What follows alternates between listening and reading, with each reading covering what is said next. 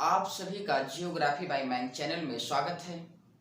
आइए आज का करंट हम लोग पढ़ते हैं। कौन से करंट आपके एग्जाम में और आपके एग्जाम के लिए महत्वपूर्ण है, उन्हीं के बारे में आइए हम लोग देख लेते हैं। तो करंट को देखने से पहले आज के अगर इस चैनल को सब्सक्राइब नहीं किए हैं तो चैनल को सब्सक्राइब कर लें और बेल आइकन को भी दबा दें, जिससे हमारी वीडियो आप तक सबसे पहले पहुंच सके। ये करंट ऐसे करंट लिए गए हैं जो आपके एग्जाम में डायरेक्ट मिल सकते हैं, रूबरू आपके एग्जाम में बैठने पर ही ये परिचित हो सकते हैं। ऐसे करंट को चुना गया है, तो इस वीडियो को जरूर देखें और बिना देखे इस वीडियो को आगे की तरफ ना बढ़ें, क्योंकि बहुत इंपॉर्टेंट करंट है। तो आइए देखते हैं करंट के बारे में। पहला है 2021 के अनुसार भारतीय संसद के कुल कितने वर्ष पूरे हुए। तो भारतीय संसद के पार्लियामेंट के जो कुल 100 वर्ष पूरे हो गए, 100 वर्ष पूरे हुए। इसकी जो आधारशिला रखी गई थी वो 12 फरवरी 1921 में रखी गई थी और यह 12 फरवरी 2021 को यह 100 वर्ष का हो गया, इसका 100 वर्ष हो गया। नेक्स्ट बात, इसकी आधारशिला रखा कौन था? तो ड्यूक ऑफ कनाट ने रखा था। कौन रखा था? ड्यूक ऑफ कनाट ने रखा था। नेक्स्ट आइए देखते हैं, भारतीय संसद की डिजाइन किसके द्वारा तैयार की गई? तो भारतीय संसद की जो डिजाइन तैयार की गई थी वो हर्बर्ट बेकर और सर एडविन लुटियंस के द्वारा तैयार की गई थी। बातें समझ में आई। और ये पार्लियामेंट भारत का है कहाँ? तो दिल्ली में है, आप जानते हो। नेक्स्ट, विश्व की पहली double stack long haul container train हाल कहां से कहां तक चलाई गई? तो हाल ही में डबल स्टैक लॉन्च कंटेनर कहां से कहां तक ये ट्रेन चलाई गई? तो हरियाणा से लेकर राजस्थान तक चलाई गई। लेकिन बातें आती है कि हरियाणा के किस स्थान से चलाई गई? तो हम बोलेंगे न्यू अटेली से लेकर न्यू अटेली। कहां से लेकर? New Ateli, new Ateli, new Ateli से लेकर राजस्थान के न्यू किशनगढ़ तक चलाई गई। बातें समझ में आई? ठीक है, तो न्यू अटेली से लेकर न्यू किशनगढ़ तक चलाई गई। आइए आगे देखते हैं, जो इंपॉर्टेंट है इन्हीं के बारे में आइए देखते हैं, आगे की तरफ बढ़ते हैं। नेक्स्ट, उत्तर प्रदेश के किस जिले में राजा सुलेदेव स्मारक बनाया जा रहा है? तो उत्तर प्रदेश के किस जिले में राजा सुलेदेव स्मारक बनाया जा रहा है? तो यह बहराइच जिले में बनाया जा रहा है। ये आखिर चर्चा में क्यों है? राजा सुलेदेव जी बहराइच के राजा हुआ करते थे और 11वीं शताब्दी में मोहम्मद गजनबी भारत पर जब आक्रमण किया था तो उसी समय सलार मसूद एक सलार मसूद जी थे, उन्होंने बहराइच पर आक्रमण कर दिया था, राजा सुलेदेव के ऊपर आक्रमण कर दिया था। और जब उन्होंने आक्रमण किया राजा सुलेदेव के ऊपर तो राजा सुलेदेव ने इनको पराजित करके इनकी हत्या कर दी। तो इन्हीं के यादगार में ये स्मारक बनाए जा रहे हैं। अभी 2018 में ही आपने सुना होगा कि डाक टिकट जारी किया गया राजा सुलेदेव के याद में, प्रधानमंत्री द्वारा जारी किया गया था वो डाक टिकट। तो आइए देखते हैं। नेक्स्ट, प्रधानमंत्री जी ने असम के 2 स्थानों को ऐतिहासिक स्थल घोषित किया है। वो कौन कौन से हैं? जेरंगा पोथार। कौन कौन सा है? जेरंगा पोथार, डेकियाजुली।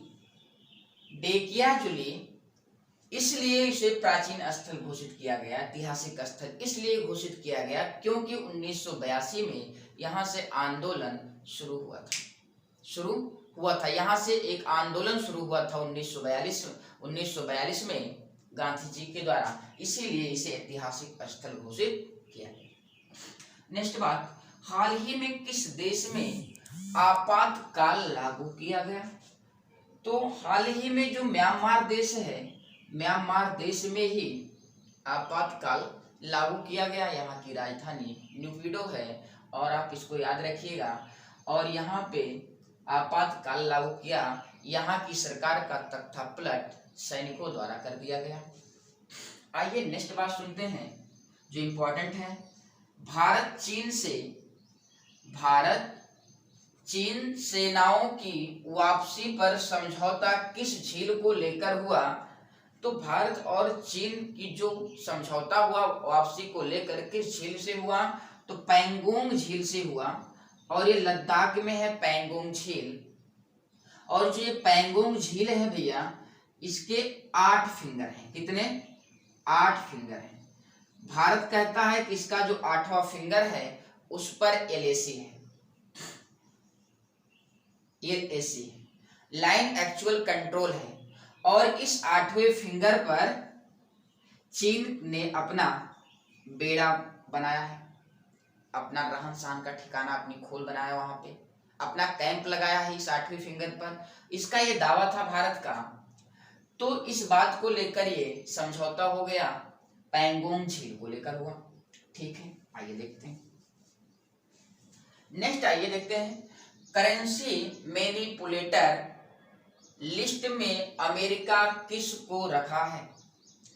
एक करेंसी मैनिपुलेटर लिस्ट होती है, उसमें देखरेख के लिए, करेंसी की देखरेख के लिए देश को रखा जाता है, जिससे जैसे ताइवान और चीन इस करेंसी में हेरफेर करने में बड़ा माहिर हैं, इसीलिए इनको अमेरिका ने भारत को रखा है, भारत को रख दिया है।